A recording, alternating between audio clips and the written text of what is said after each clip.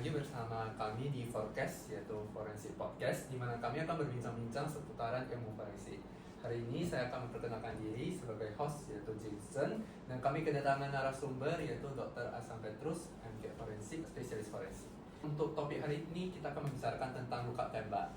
Nah, pertama itu, apakah seluruh korban yang datang dengan luka tembak itu harus kita lakukan visum untuk pemeriksaan? Setiap kasus yang diduga tindak pidana memang harus divisum. Dan kalau misalnya datang dengan luka tembak itu memang harus diotopsi juga kan, dokter? Ya kalau dia meninggal, kalau hidup ya tidak. Oke, kalau dari suatu luka tembak, dokter, kira-kira kita bisa nggak menentukan luka tembaknya itu apakah ditembak dari jarak yang dekat, jarak yang jauh? Nah, kita di Departemen Forensik ini dalam hal identifikasi luka tembak, maka kita mengidentifikasinya itu apakah luka tembak ini pertama, apakah luka tembak masuk atau luka tembak keluar, berapa luka masuk, berapa luka tembak keluar. Nah, kemudian kita menentukan apakah luka tembak masuk itu luka tembak tempelkah, luka tembak dekat, sangat dekat, jauh. Nah, itu kita identifikasi. Dari mana? Dari bentuk luka itu.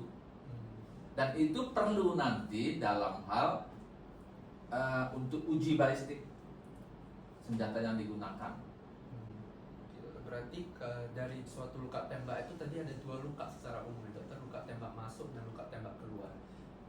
Dan untuk luka tembak masuk, luka tembak keluar itu maksudnya gimana, dokter?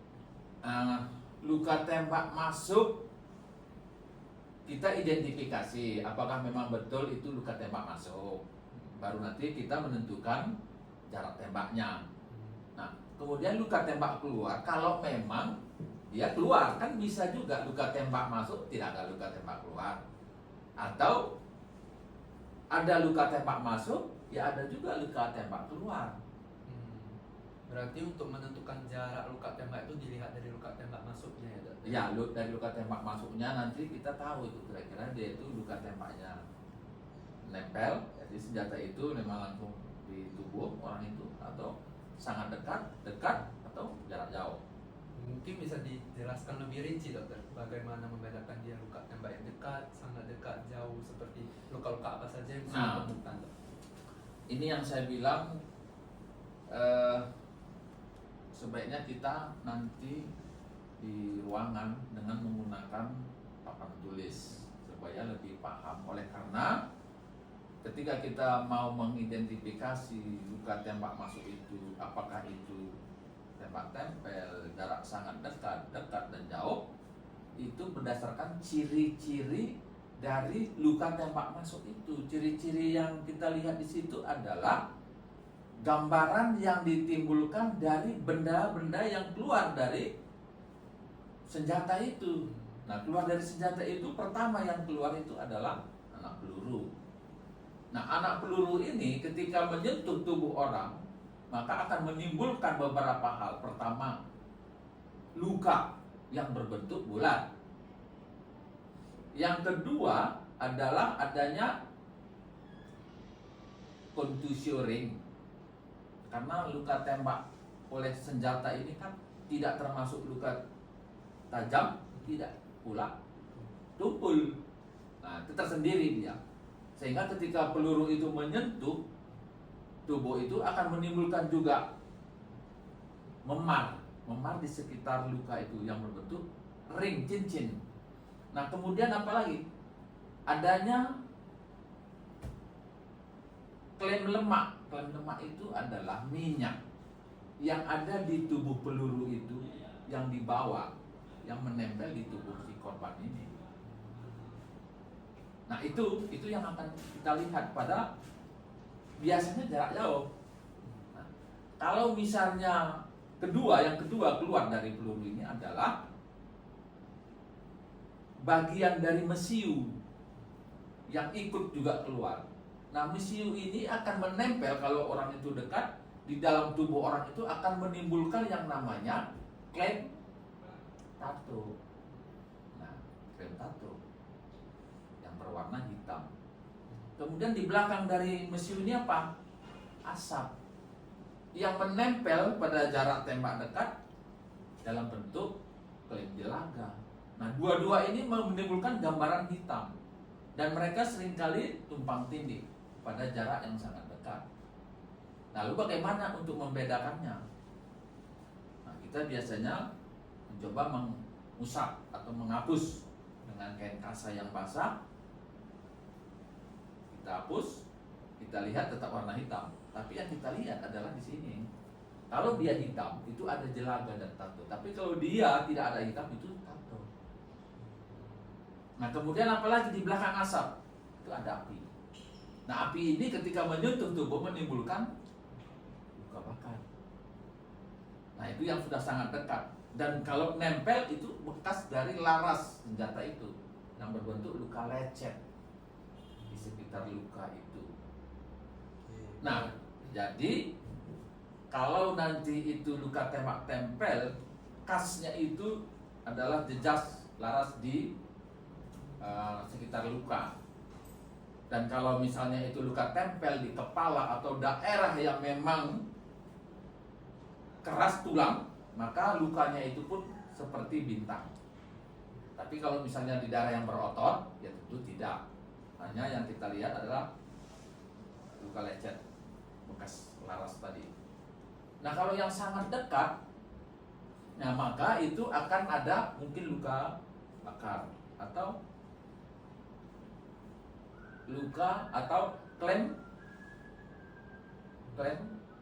jelaga, ya, klaim jelaga. Karena kalau misalnya klaim tato itu sudah dekat, itu dekat. Kalau misalnya ada api, ada asap, itu biasanya sudah sangat dekat. Perkiraannya kalau dibuat dalam bentuk angka, kalau ada api, ada asap, ada api itu 15, asap itu 30, kalau tato itu 60, itu batas dari yang namanya dekat. Nah, hati-hati ketika kita menyampaikan kepada orang awam. Karena kita di sini batas dekat itu kira-kira jarak tembak 60 cm. Nah, tentu kalau orang awam bilang dekat 60 cm, ya aneh juga rasanya kan. Kalau misalnya jarak tembak itu 70 cm, dibilang jauh, ya aneh juga menurut orang awam.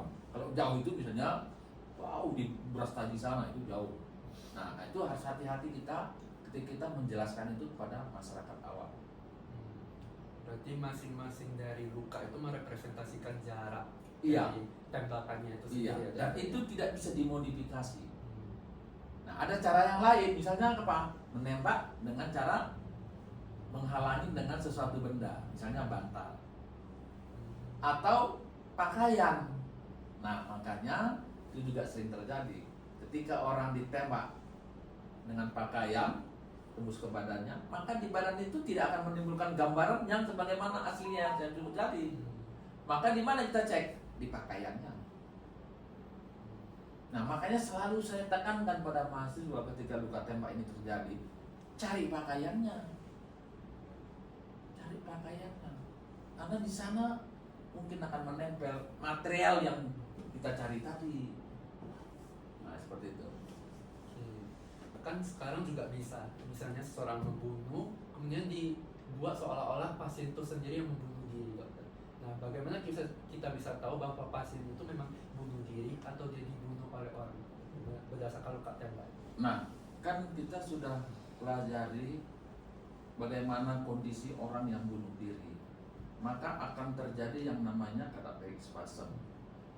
Nah, cadaveric spasm itu adalah suatu kekakuan yang memang sangat kaku dan sulit untuk dilepaskan kalau apapun ada di sana. Dan itu tidak bisa dipungkiri. Kalau misalnya itu dia memang ditembak orang kemudian membuat seolah-olah dia membunuh diri, nggak bisa, pasti ketahuan.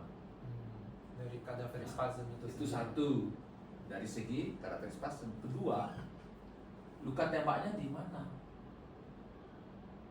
Nah, misalnya lagi kan, misalnya dia ini dibuat seolah menembak dirinya seperti ini. Padahal kawan ini kidal umpamanya kan ketahuan.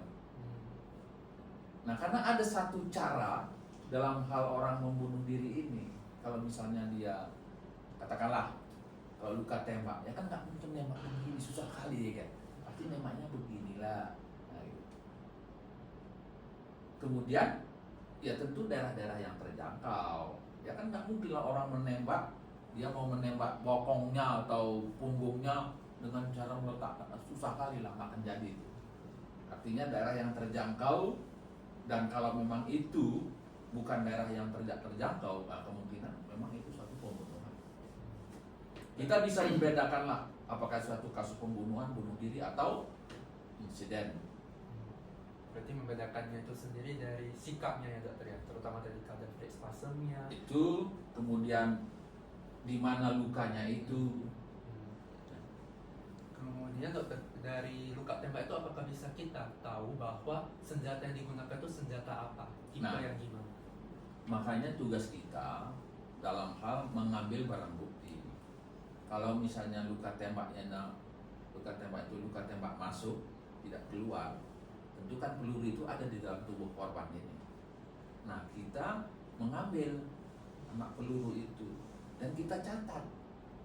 Kita catat apa? Ya mungkin berapa diameternya, berapa panjangnya, kemudian ada nggak goresan-goresan di sana. Peluru itu kan ada yang dia alurnya, apa alur ke kanan, alur ke kiri, itu kita catat. Dan pada saat kita menyerahkan itu kepada penyidik, kita buat berita acara penyerahan barang bukti.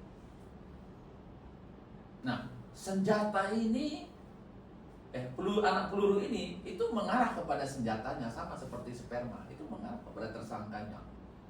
Karena prinsipnya di Indonesia ini, senjata itu cuma dua yang pemiliknya. Kalau nggak senjata TNI, senjata Polri. Nah ingat, senjata bisa dimodifikasi, peluru nggak bisa. Nah jadi ketika nanti ini peluru ini nanti oleh penyidik, yang kita bukan ranah kita untuk mencari senjatanya apa dan itu milik siapa, apakah TNI atau Polri. Nah seperti itu. Ya mungkin sekian saja dokter dari perbincangan kita. Topik hari ini tadi mengenai tentang luka tembak, bagaimana kita menentukan jarak tembakannya, membedakan apakah dia memang bunuh diri ataupun dibunuh, kemudian terakhir dari menentukan senjatanya itu sendiri dokter. Iya. Semoga ilmu yang kita bincang-bincang hari ini dapat bermanfaat bagi penonton. Terima kasih kepada Dr. Hasan. Mungkin sekian saja dan jangan lupa untuk like, komen, dan subscribe dan saksikan episode yang lainnya juga. Terima kasih.